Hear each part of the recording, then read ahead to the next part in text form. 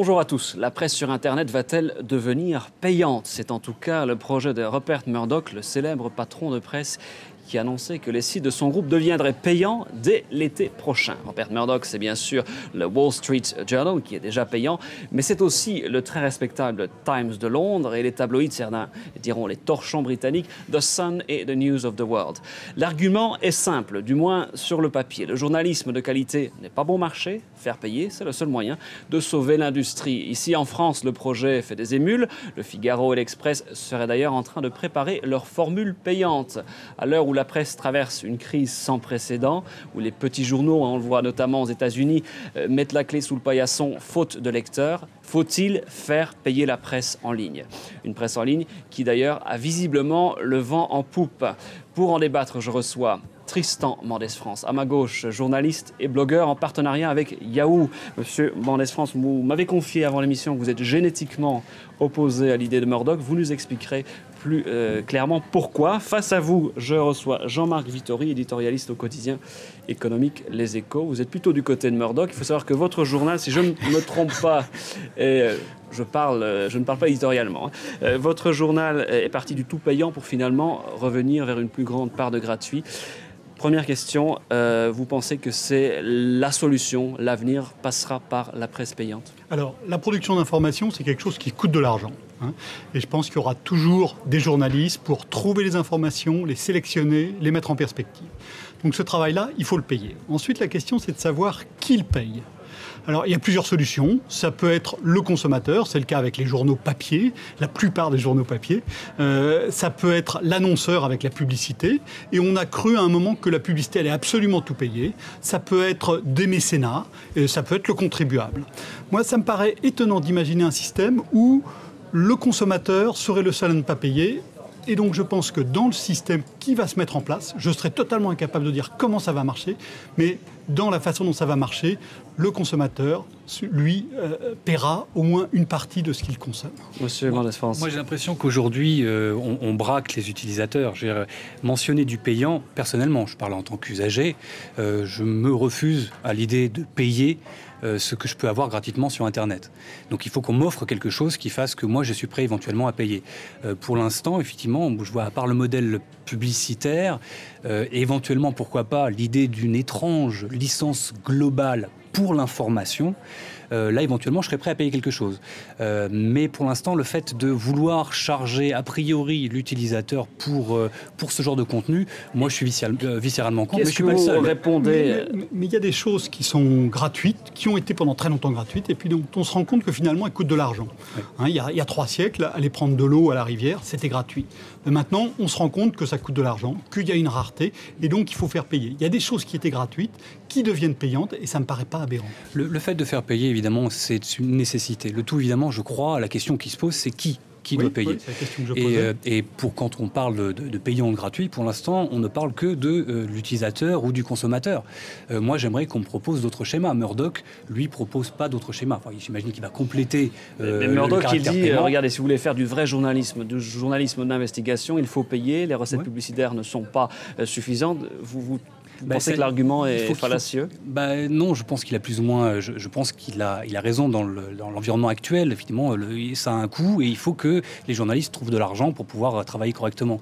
Mais encore une fois, je ne pense pas que la piste de la vache à lait de l'utilisateur soit une bonne chose, ne serait-ce que parce qu'il y a un mouvement de l'histoire qui est celui qui est aujourd'hui.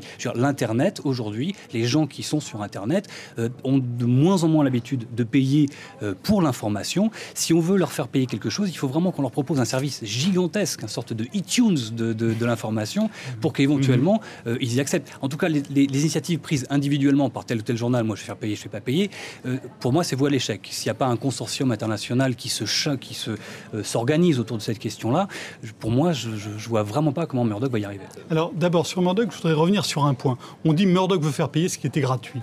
C'est absolument pas ça l'histoire. Quand on regarde sur le Wall Street Journal, justement, quand Rupert Murdoch a acheté le Wall Street Journal, il a dit on va arrêter ces bêtises, je reste poli, de choses payantes, on va tout faire gratuit, le Wall Street Journal va devenir gratuit. Donc le projet initial de Rupert Murdoch, c'était que le Wall Street Journal devienne gratuit. Et puis il s'est rendu compte, alors il y a la conjoncture qui est mauvaise, mais il n'y a pas que ça, il s'est rendu compte que ça ne tenait pas. Alors ensuite, faire payer... pourquoi encore une fois, pourquoi le consommateur ne paierait-il pas? Alors, ça ne veut pas dire payer comme on lui propose de payer aujourd'hui, ça ne veut pas dire payer au forfait. Vous avez cité iTunes, moi je suis persuadé qu'on va inventer de nouveaux modèles et de nouveaux modèles pour faire payer. Sur l'iPhone, les consommateurs payent des trucs dont on aurait dit il y a 2 ans, faire payer $1 pour ça, c'est totalement impossible. 2 ans plus tard, ça existe. On a un autre exemple que je trouve assez intéressant, qui est le Minitel. Le Minitel, c'était quelque chose qui était très en avance sur son temps, avec le micro-paiement. Ce qui était bien sur le Minitel, c'est qu'on pouvait regarder ce qu'on appellerait aujourd'hui différents sites, consommer des informations ou des services, et puis on avait un micro-paiement qui était prélevé sur la facture de téléphone. On n'avait pas envoyé de chèque, on n'avait pas à payer un forfait.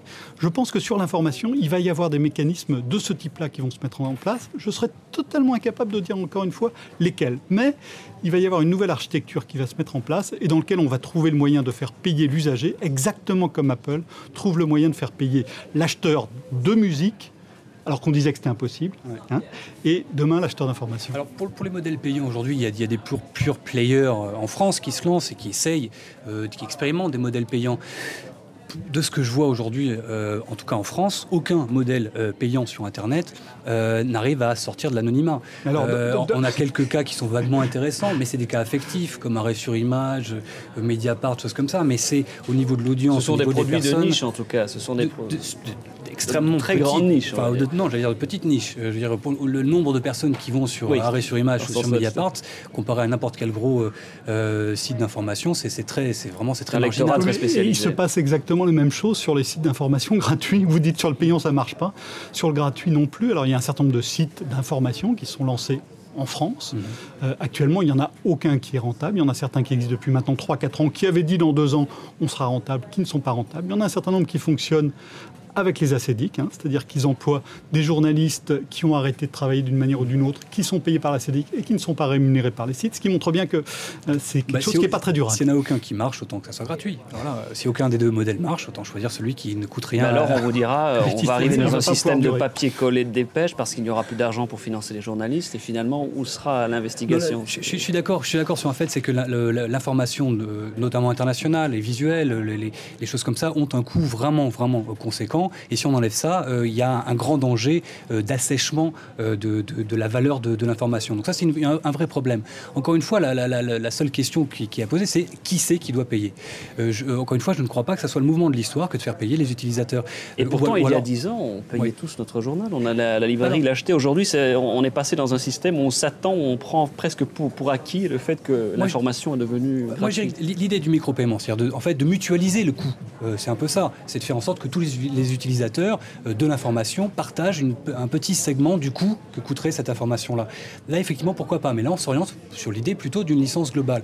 Et évidemment, une licence globale n'est pas jouable aujourd'hui dans la mesure où chaque grand média joue pour sa pomme. Il ne cherche pas, évidemment, en France, il n'y a pas de modèle homogène.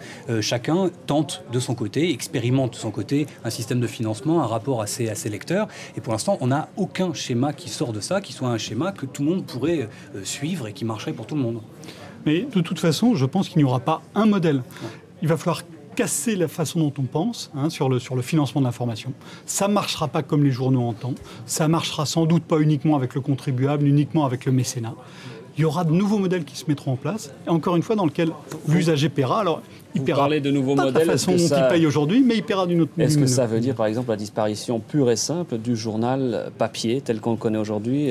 Vous pensez que d'ici 10-15 ans, on lira tout ce journal sur un support électronique, un livre électronique, c'est ça? Alors là, vous me posez évidemment une question qui est pour moi très douloureuse, puisque je travaille dans la presse écrite depuis 25 ans. J'ai du mal à imaginer que le papier puisse disparaître. Moi, je pense qu'il va disparaître pour toute une série d'informations, notamment pour l'information brute. L'information brute devient, on le voit clairement, une commodité, une matière première, et cette matière première vaut de moins en moins cher sur le marché. Dans un journal, il n'y a pas que ça. Il y a aussi toute une série de services, il y a des jeux. Le New York Times, quand il avait commencé son site internet, tout était gratuit, sauf le bridge et les échecs. Je trouvais que c'était une démarche intéressante. Donc, bon, il n'y aura plus le papier avec toutes les informations. Moi, j'estime par exemple que la cote boursière dans un journal, c'est on considérera dans quelques années que c'est un luxe et une aberration, donc ça va disparaître. Par contre, il y a des choses qu'on lit tout de même plus facilement sur papier que sur Internet, des mises en perspective, l'éditorial. Et puis aussi une qualité d'image qu'on n'a pas encore sur Internet, et ça qu'on garde sur le papier. On a un plaisir sur le papier. Alors, ça, c'est peut-être générationnel encore, parce que nous sommes tous ici des lecteurs de journaux, mais j'ai peur que on prend vraiment les mineurs, hein, disons les moins de 13 ans, je ne suis pas sûr qu'eux, on les retrouve dans 5, 6 ou une dizaine d'années, lecteurs réguliers de journaux papier. Mais en tout cas, c'est clair que tout ce qui est des dépêches AFP, tout ça, ça va se digitaliser. Il n'y a aucun intérêt que ça soit sur le papier. Par contre, évidemment, tout ce qui est éditorial, tout ce qui est plume, un peu plus, tout ce qui est travail d'épaisseur, ou d'épaississement de l'information, ça a encore une petite place sur le papier encore aujourd'hui. Mais comment, imaginons la Grande-Bretagne, un pays qu'on connaît bien ici à France 24, il y a le site de la BBC qui est un site extrêmement populaire, qui est un site extrêmement fourni. Comment est-ce que les autres sites payants pourront être concurrentiels face à cette offre qui restera gratuite, ça on le sait. Je ne sais pas, parce qu'évidemment, eux, ils ont mis jusqu'à leurs archives qui sont gratuites, alors que le principal modèle économique américain, ou même en France, c'est de faire payer les archives. Eux, au contraire, utilisent l'ouverture de leurs archives comme un argument, presque, j'ai envie de dire, presque commercial, pour attirer le chaland. Et je crois qu'ils ont plutôt compris la logique. Je ne sais pas si c'est viable, mais ils ont compris la logique de l'Internet. C'est d'attirer les gens avec une offre maximale et de faire en sorte que même le contenu qu'eux délivrent soit le plus reproductible possible. Donc on peut récupérer maintenant les vidéos qu'il y a sur la BBC, etc., ce qui est un non-sens pour Murdoch, évidemment. Mais encore une fois, moi, je serais un lecteur des médias de Murdoch, je me retourne vers la BBC. Voilà, tout simplement. Je vais chercher l'info là-bas. Là, c'est clairement le contribuable qui paye. Est-ce que vous pensez que le contribuable a vocation à payer l'ensemble de la production d'informations ? Moi, je trouve que c'est pas une mauvaise idée. Là, on parlait de licence globale, quelque part, on y touche, on y tend un petit peu, et on voit la qualité. Je veux dire, voilà, un service public payé sur fonds publics, qui joue quand même un peu le commercial, et la BBC marche magnifiquement bien avec un contenu extraordinaire, avec de qualité extraordinaire. À comparaison égale, moi, je préfère la BBC par rapport à d'autres médias payants traditionnels. Moi, je pense que c'est très compliqué d'organiser la concurrence dans un cadre qui est payé par le contribuable, et c'est indispensable d'organiser la concurrence. Si la BBC fait du commercial, c'est parce qu'il y a d'autres médias. S'il n'y avait que la BBC, ils ne se fatigueraient pas à faire ça. Ça les force aussi à une contrainte d'objectivité. La concurrence dans les médias est une donnée absolument essentielle pour assurer la stimulation, pour assurer la qualité et pour assurer aussi la diversité des points de vue. Si au Royaume-Uni, il n'y avait que la BBC comme site d'information, je ne suis pas sûr que la BBC serait aussi bonne qualité. Monsieur Vittori, parlez-nous de votre expérience aux Échos. Vous nous avez dit qu'à la base, votre site était entièrement payant. Vous êtes venu vers le gratuit, ce qui est le chemin inverse de Murdoch, quelque part. Pourquoi vous êtes venu vers le gratuit ? Parce que on sentait qu'il fallait y aller, qu'il y avait une demande, et que prendre le risque de ne pas y être était pour nous supérieur à... Mais ça montre peut-être que tout le monde n'est pas prêt à payer. C'est finalement la question fondamentale. Si les gens ne veulent pas payer, il y a des informations que les gens ne sont pas prêts à payer, et c'est dommage de ne pas les emmener sur le site avec ces informations-là. Et c'est pour ça qu'on a ouvert le site, pour montrer aux gens les informations qu'il y a sur les Échos. Il y en a un certain nombre qui peuvent voir, puis il y en a un certain nombre qu'on leur fait entrevoir. Et c'est important d'abord de les amener. C'est pour ça qu'on a fait du gratuit. Donc, et je pense que les systèmes à deux niveaux, avec une partie gratuite et une partie payante, c'est évidemment l'une des solutions. Le Figaro, d'ailleurs, va s'y mettre, alors que jusqu'à présent, il était tout gratuit. Moi, je dois dire, pour revenir un petit peu sur l'expérience de Murdoch, moi, ce qui m'inquiète avec son projet, c'est d'un côté, il veut le faire payer, mais vraisemblablement, le deuxième mouvement de sa politique générale, là, c'est d'utiliser le people pour attirer le chaland. C'est-à-dire que le principal moteur, l'énergie du groupe Murdoch, ça va être le people. Et les gens seront prêts à payer pour lire et voir du people. Son pari, c'est que les gens sont prêts à payer pour le pire et pas pour le meilleur. Ce qui est évidemment quelque chose qui m'inquiète d'autant plus. Si lui, son moteur, effectivement, disons la vache à lait de tout l'empire Murdoch, c'est le people, ça laisse gager d'un avenir absolument médiocre pour la qualité de l'information. Eh bien, on va se quitter sur cette note quelque peu pessimiste. Malheureusement, nous n'avons plus de temps. Je vous remercie en tout cas d'avoir pris part à ce débat. Merci de nous avoir suivis. Restez sur France 24. L'information et la météo suivent.